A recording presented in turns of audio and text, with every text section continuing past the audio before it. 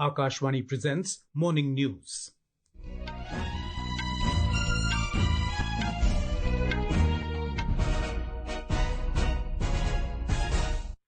Good morning, I'm Sunil Verma. The headlines. Prime Minister Narendra Modi to participate in birth anniversary celebrations of great Chola Emperor Rajendra Chola I at Gangaikonda Cholapuram Temple in Tamil Nadu today. Prime Minister to also share his thoughts in Mann Ki Baat program on Akashvani at 11 this morning. Prime Minister Modi emerges as world's most popular democratic leader with 75% approval rating. IMD issues red alert for extremely heavy rainfall in West Madhya Pradesh, East Rajasthan and Gujarat today. And in chess, Koneru Humpy draws with Divya Deshmukh in first game of FIDE Women's World Cup final at Batumi in Georgia.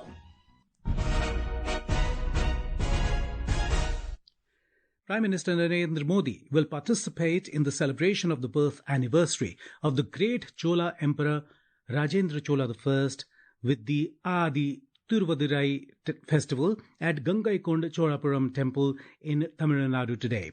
He will release a commemorative coin honouring one of the greatest emperors of India, Rajendra Chola I. Our correspondent has the details.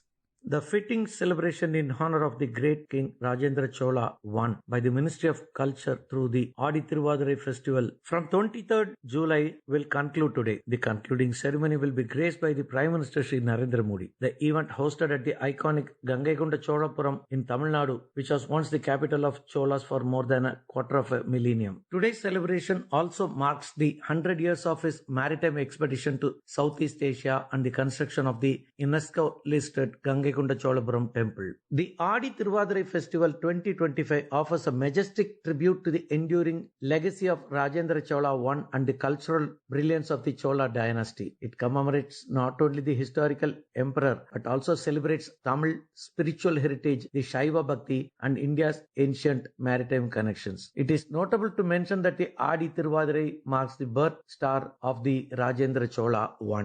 Chidambaranathan for Akashvani News. Prime Minister Narendra Modi laid the foundation stone, inaugurated and dedicated to the nation development projects worth over 4,800 crore rupees at Thoothukudi in Tamil Nadu last night after returning from the Maldives. The projects will significantly enhance regional connectivity, boost logistics efficiency, strengthen clean energy infrastructure and improve the quality of life for citizens across Tamil Nadu. These initiatives span across key sectors including airports, highways, ports, railways and critical power sector advancements. Addressing the gathering, the Prime Minister highlighted the historic free trade agreement signed between India and the United Kingdom during his overseas tour. विदेश प्रवास के दौरान भारत और England के बीच ऐतिहासिक free trade agreement हुआ है। ये भारत पर दुनिया के बढ़ते भरोसे और भारत के नए आत्मविश्वास का प्रतीक है। इसी आत्मविश्वास से हम विकसित भारत बनाएंगे, विकसित तमिलनाडु बनाएंगे। Mr. Modi said that infrastructure and energy form the backbone of any state's development, and over the past 11 years, the sustained focus on these sectors reflects the priority accorded to Tamil Nadu's progress. 11 years में infra और energy पर हमारा focus ये बताता है कि तमिलनाडु का विकास हमारी कितनी बड़ी प्रायोरिटी है।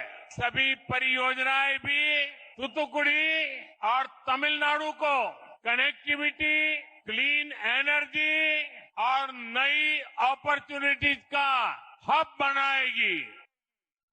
Prime Minister Narendra Modi described his state visit to the Maldives as extremely productive.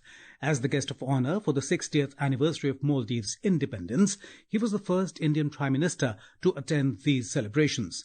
Maldives President Dr. Mohammad Muizzu also welcomed the visit, calling it a defining visit that will shape the future of bilateral relations.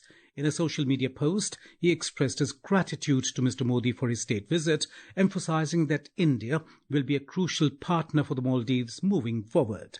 India and the Maldives strengthened their bilateral relationship by signing pivotal agreements in multiple sectors, including fisheries, meteorology, digital infrastructure, and more.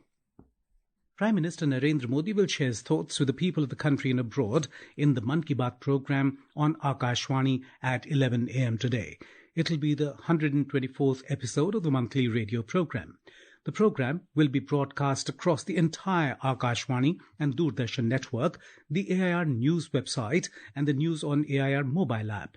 It will also be live streamed on the YouTube channels of AIR News, DD News, the PMO, and the Ministry of Information and Broadcasting.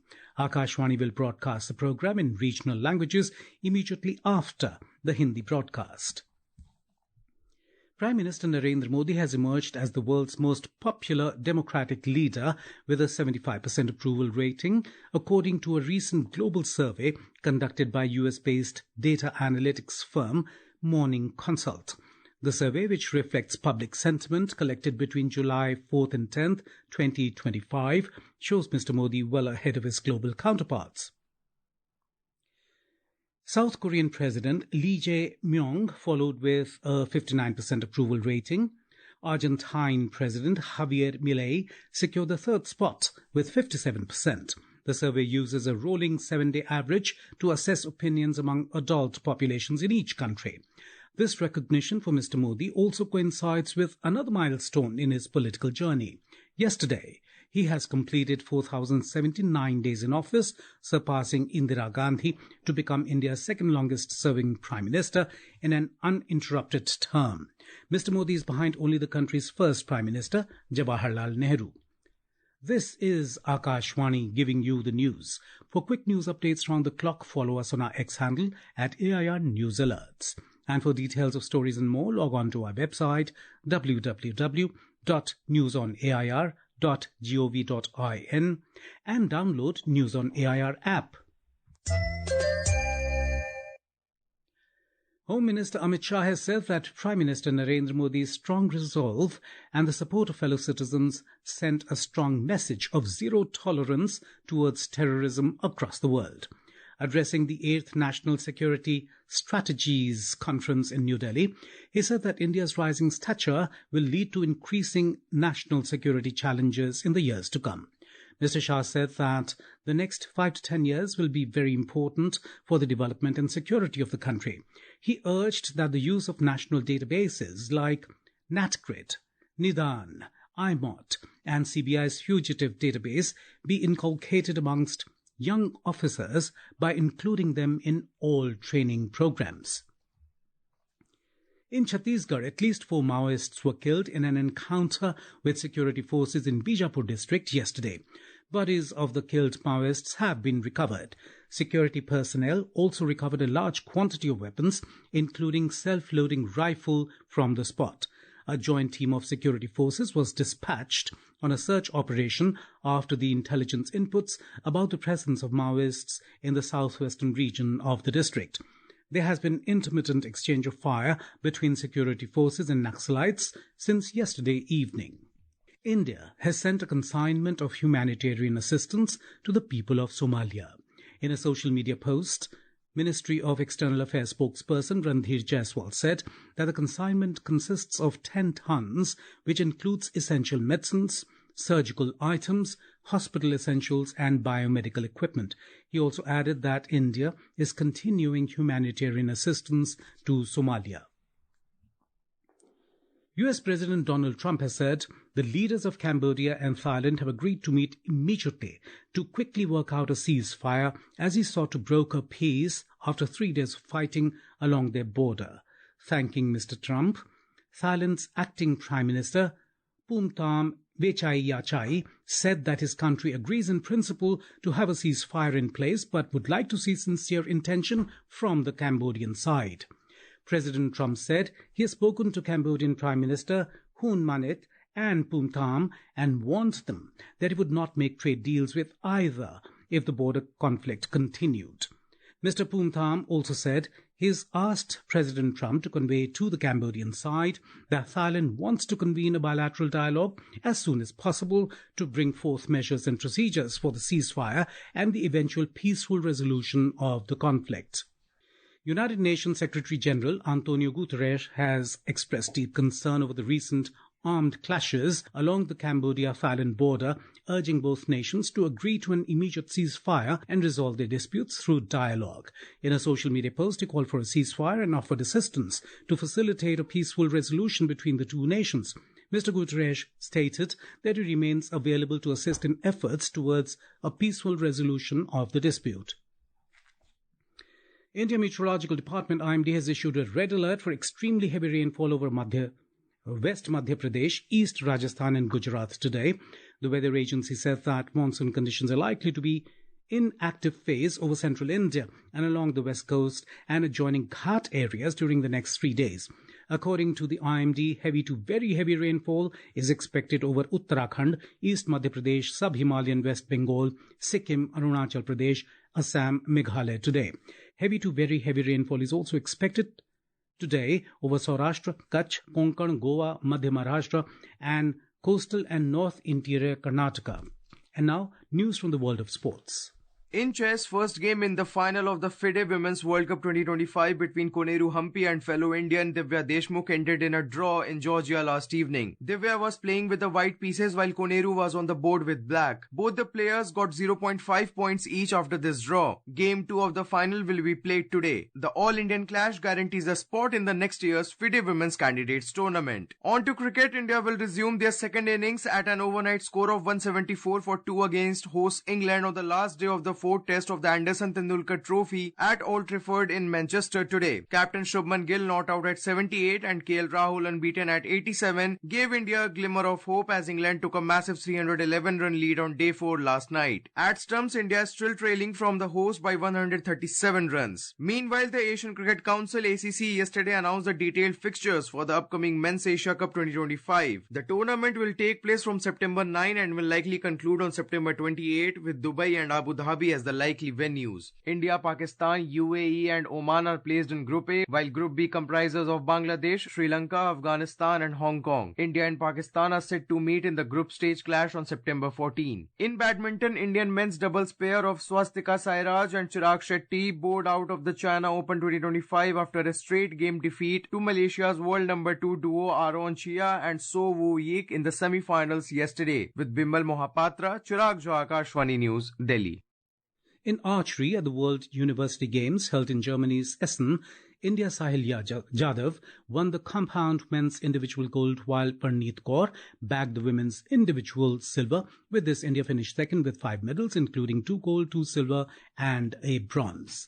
And now, for a look at today's newspapers, it's over to Saira Mujtaba. Thank you, Sunil. With a collusive military threat from China and Pakistan figuring high on India's radar screens, the Indian Army is now setting up new Rudra all-arms brigades and Bhairav light commando battalions for swifter punch along the borders, writes the Times of India. Defence Minister Rajnath Singh paid rich tributes to Kargil heroes on Kargil Vijay Divas yesterday, saying India will forever remain indebted to them, reports the Statesman. Phase 1 ends, 9% of Bihar voter roll may be junked, headlines Hindustan Times. Quoting research and data, Indian Express reveals that entry-level small car demand continues steep decline, while premium SUVs and MPVs surge, with first-time buyers opting for higher-priced models. And finally, the Asian Age reports that the Delhi government has moved Supreme Court, challenging the blanket ban on diesel vehicles older than 10 years and petrol vehicles older than 15 years. The plea is likely to be heard tomorrow. And with that, it's back to you, Sunil. Thank you, Saira. And now, before we end the bulletin, the headlines once again. Prime Minister Narendra Modi to participate in birth anniversary celebrations of great Chola Emperor Rajendra Chola I at Gangaikonda Cholapuram Temple in Tamil Nadu today. Prime Minister to also share his thoughts in Mann Ki Baat program on Akashvani at 11 this morning.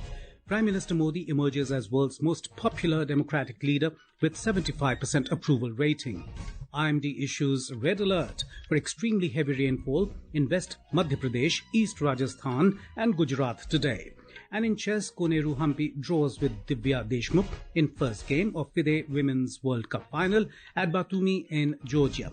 For details of these stories and more, log on to our website www.newsonair.gov.in and News on AIR app. And with that, we end the morning news. Have a nice day.